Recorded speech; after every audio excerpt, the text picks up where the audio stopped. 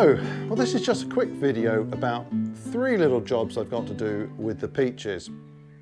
So in the last video about the peaches, I talked a lot about how I go about pruning them, because these need some sort of replacement pruning, because this fruiting wood here will never fruit again. The peaches only come on 1-year-old wood. So in that last video, I went through and I pinched out all of the excess side shoots, or at least all of those I could find. So now it's the sort of time when I need to revisit these trees, and there are 3 things I can do with the shoots, and then I've got to look at the young fruitlets. So the first thing is to pinch out these terminal shoots. So I left 1 or 2 replacement shoots near the base to grow on and fruit next year, and I also left the terminal shoots. Now there's no reason to let these grow on. I can just pinch these out at, let's say, half a dozen leaves. There are also side shoots developing off of these now already, and they can be pinched out as well, because any growth up here is really wasted, because this entire branch is going to be cut out once the fruit has been harvested, and then the replacement wood is going to be tied in. So that's one job, pinching those out. Then undoubtedly there are a few side shoots that I will have missed. Doesn't look like there's too many, but there will be a few, and I want to take those out. And then I want to revisit all this growth down the bottom.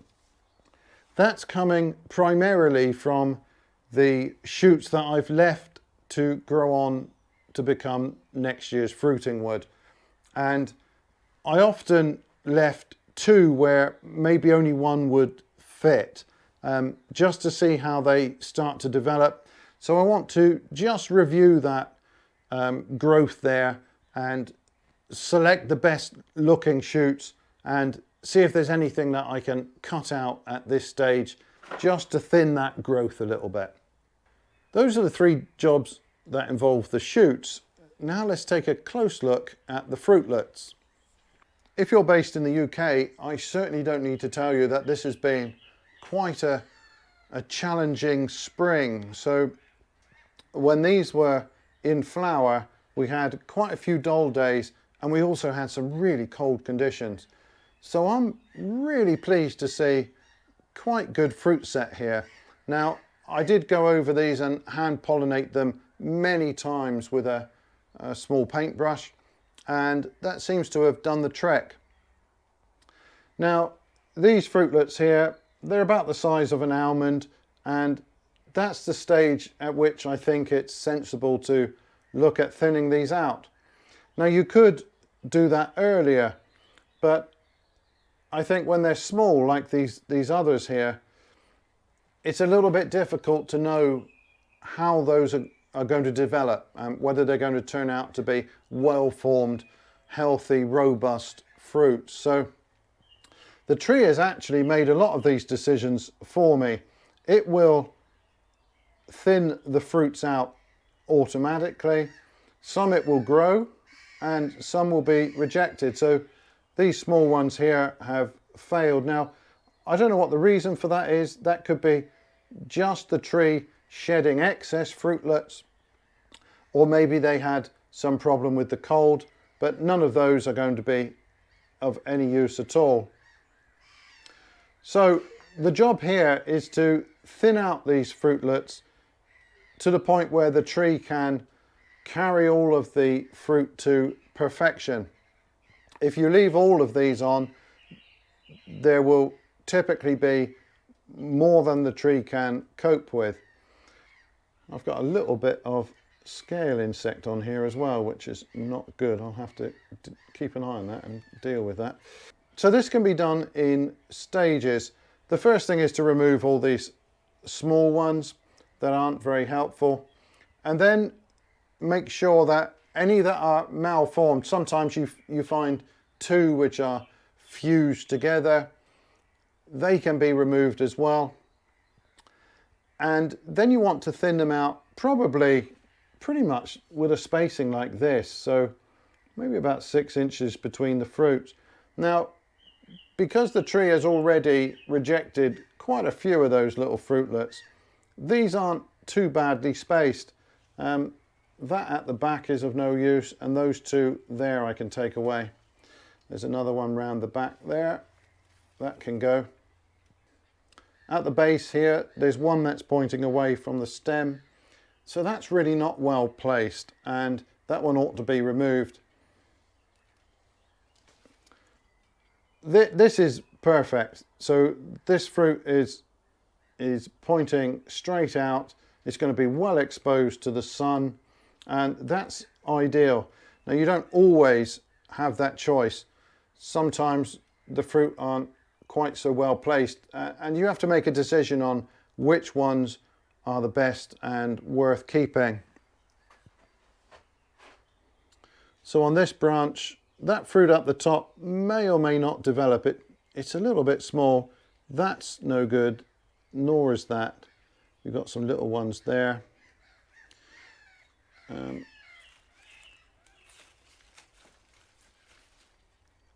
That's no use, it's tiny. That fruit probably won't develop anyway, but there's no harm in leaving that one. It's not too badly placed. This one's great. There's two here. That's the better placed. I might actually remove that one later. I'll think about that to give this a bit more space. But there's one at the back. That's not going to develop properly. There's not enough room there for it. That's nicely placed, and I think that one is pretty good. And there's some more scale insect. I think this one here, that's not going to develop particularly well. And I think this one here can go. That's not particularly well placed. That one could also go, but for now I'm inclined to just leave that one and see how it goes.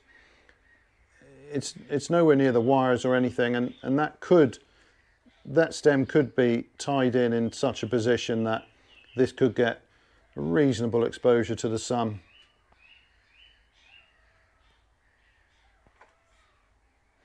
Now, some of these branches are rather disappointing. I think most of the fruit on here is small and not great. I'm going to take most of those off, at least. I don't think these will develop there. They don't look good for this stage. There are two fruitlets up the top that are a good size. I've got to remove one of those. Neither of them is well placed, but that's the best one. I'll leave that, and well, I think these might as well come off. They're never going to grow. So that is it for that shoot. Now I'll take out that side shoot there, and that's a bit fat for pinching out there. I'll just cut that off. Well, here we've got plenty of really quite nice fruit. So this one's perfectly placed. That's really great. Up the top, I've got two others. Let me cut this shoot out. This isn't helpful at all.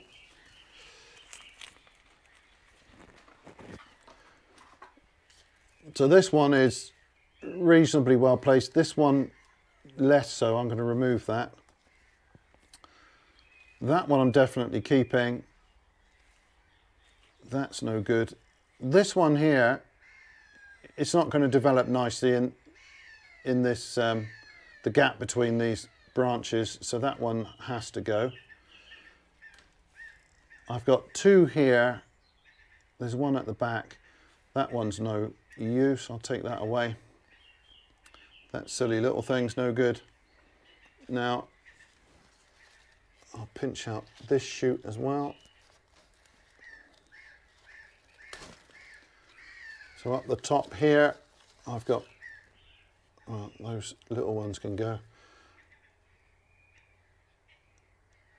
All right, so it's a toss-up between those two.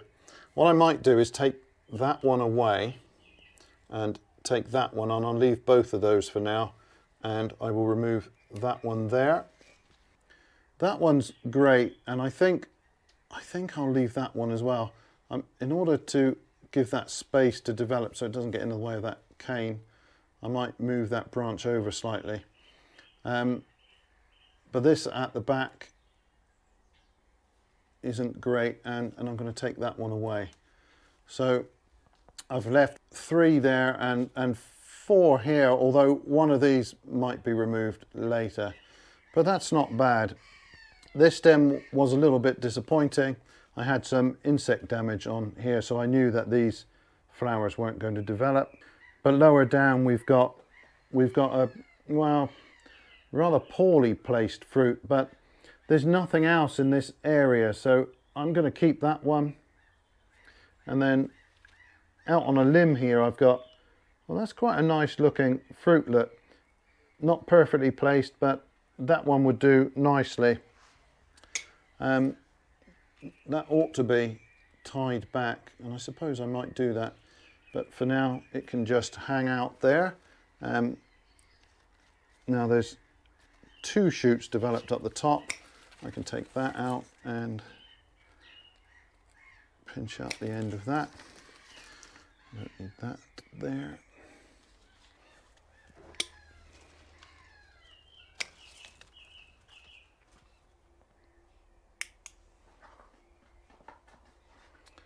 So this stem is a little bit troublesome because the better placed positions, either they didn't set, or then the tree has decided that it doesn't particularly like them. So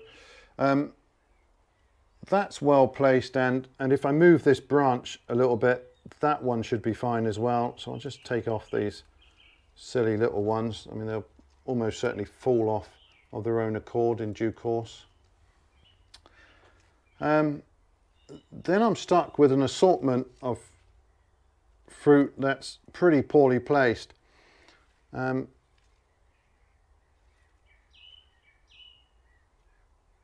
think though I can take the 2 off of the back there, and if I take those 2,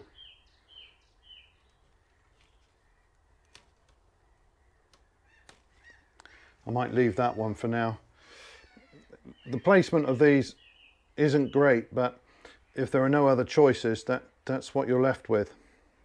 Further down the stem we've got 1 very nicely placed fruit, and then these that, well, they're really not going to develop in that position. And a bit more scale insect. Don't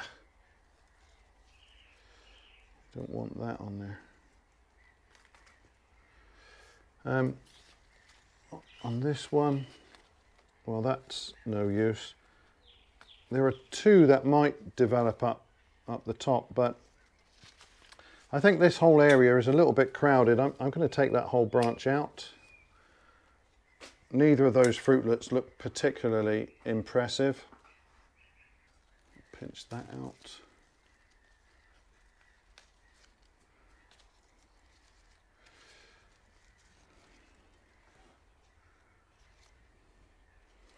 And again, we've got a slightly annoying situation here.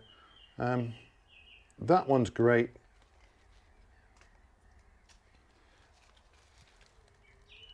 I'll leave that one at the top, and I might leave this one here.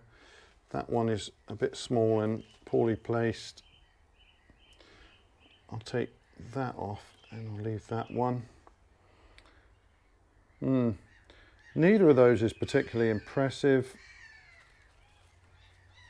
That's quite a nice one. I'll keep that.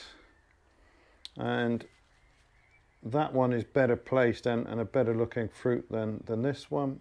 I'll take that one away.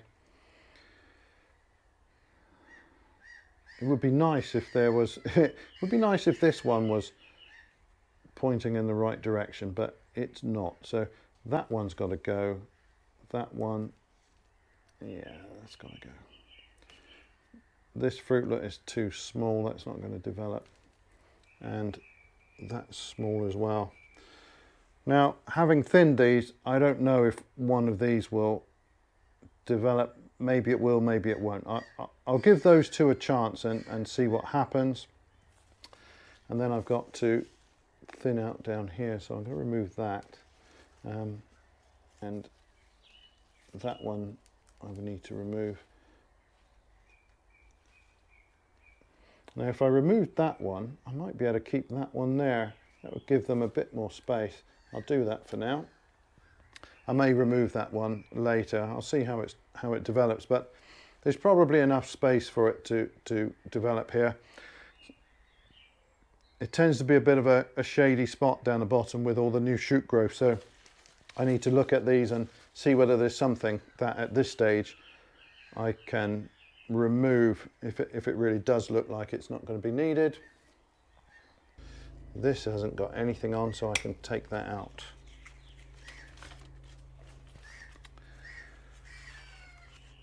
This side branch has two nice fruitlets and a load of rubbish at the base. I'll take that out and nip out the end. Then we've got lots of small ones along the bottom of this branch. There's one nice one there, I'll leave that, and then this shoot at the end needs to be cut back.